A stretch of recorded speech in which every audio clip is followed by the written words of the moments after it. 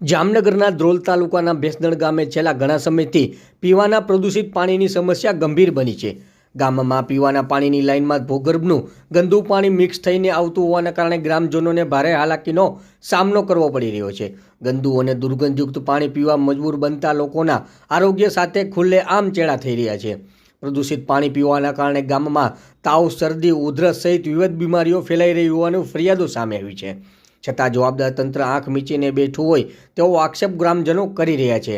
આશ્ચર્યજનક વાત તો એ છે કે ભેંસદણ ગામમાં આવેલ આરોગ્ય કેન્દ્રની સામે જ લાંબા સમયથી ગટર ઉભરાવવાની સમસ્યા છે. ગટરના ગંદા પાણીથી આસપાસ દુર્ગંધ ફેલાઈ રહી છે અને રોજિંદા પસાર થતા અનેક ગ્રામજનો તથા વાહન ચાલકોને ભારે હાલાકી સહન કરવી પડી રહી છે. આરોગ્ય કેન્દ્ર સામે જ આવી ગંદકી હોવા છતાં સફાઈ કે નિકાલ માટે કોઈ કાર્યવાહી કરવામાં આવી રહી નથી. ગ્રામજનોએ જણાવ્યું છે કે આ સમસ્યા અંગે સરપંચ જાદવજી વાઘેલાને અનેક વખત રજૂઆત કરવામાં આવી છે, છતાં કોઈ કામગીરી કરવામાં આવી રહી નથી. એટલું જ નહીં, ભેંસદણ ગ્રામ પંચાયતના સભ્યોએ પણ સરપંચ, તલાટી અને ટીડીઓને લેખિત તથા મૌખિક રજૂઆતો કરી હોવા છતાં સમસ્યાનો ઉકેલ ન આવતા ગ્રામજનોમાં ભારે રોષ ફેલાયો છે. આ સમગ્ર ઘટનાએ ગ્રામ પંચાયત અને સંબંધિત અધિકારીઓની નિષ્ક્રિયતા ઉજાગર કરી છે. જો તાત્કાલિક પગલાં નહીં લેવાય તો ભેંસદણ ગામમાં ગંભીર આરોગ્ય સંકટ ઊભું થવાની ભીતિ ગ્રામજનો વ્યક્ત કરી રહ્યા છે.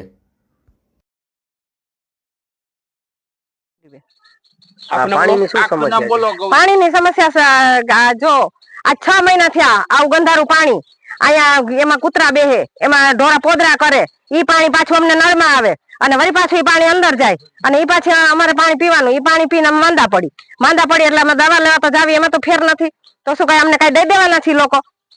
અને કઈ ધ્યાન તો દેતા નથી કઈ. એટલે કઈ હા થઈ જશે પછી આટલું કેટલો ટાઈમ હલાવવાનું? કેટલો સમય થી આ સમસ્યા છે? આ 6 મહિના થઈ ગયા.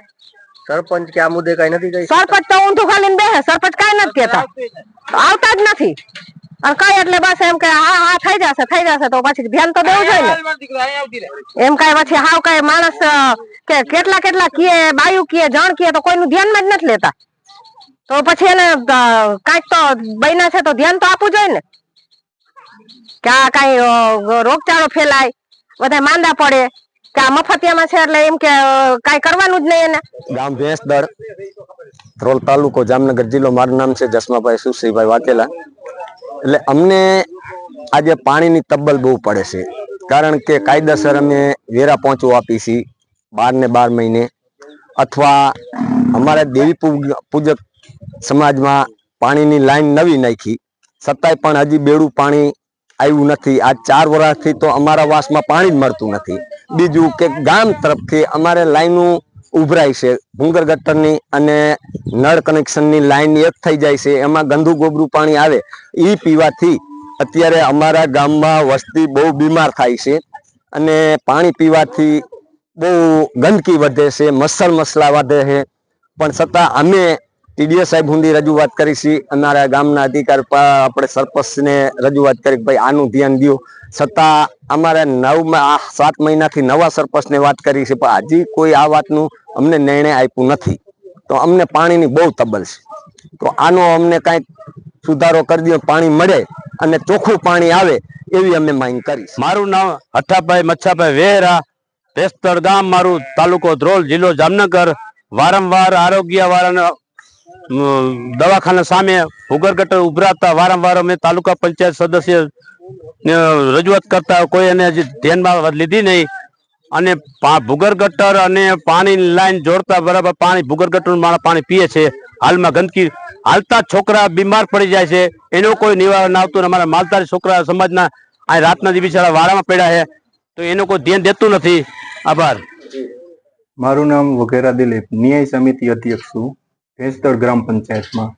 મારા વિસ્તારમાં પાણીનો વાલ બગડી ગયેલો છે. 6 થી 7 મહિના થયા છે. સરપંચને, તલાટીને અને તાલુકા વિકાસ અધિકારીને અવારનવાર રજૂઆત કરેલી છે, હજી સુધી એમાં કોઈ જાતના પગલાં નથી લીધા. મારા ગામથી વિસ્તારમાં એક પીએસસી સબ સેન્ટર છે, ત્યાં ભૂગર્ભ ગટર ઉભરાય છે, બરોબર. ગંદકી એટલી થાય છે, આજુબાજુમાં માણસો રહે છે, એની એટલી બધી તકલીફ ઊભી થાય છે. બધાય લોકોએ સરપંચને રજૂઆત કરી છે, તાલુકા વિકાસ અધિકારીને રજૂઆત કરેલી છે, આરોગ્ય વાળાએ રજૂઆત કરેલી છે, પણ આજ દિન સુધી કોઈ પણ અધિકારી અથવા સરપંચ કોઈએ કાંઈ પણ જાતની કાર્યવાહી કરેલ નથી, બરોબર છે. આ ગંદુ પાણી આવે છે, એમાં મેલેરિયો છે, તે પછી ટાઇફોઇડ છે, આવા અનેક જાતના રોગો થાય છે. બરોબર, તો તાત્કાલિક ધોરણે તલાટીશ્રી અને ઉપલા અધિકારીઓ આનું નિવારણ લઈ અને ચોખ્ખું પાણી આપે એવી અમારી માંગ છે. જો આ નહીં થાય તો અમે આગળ સુધી હજી પગલાં લઈશું.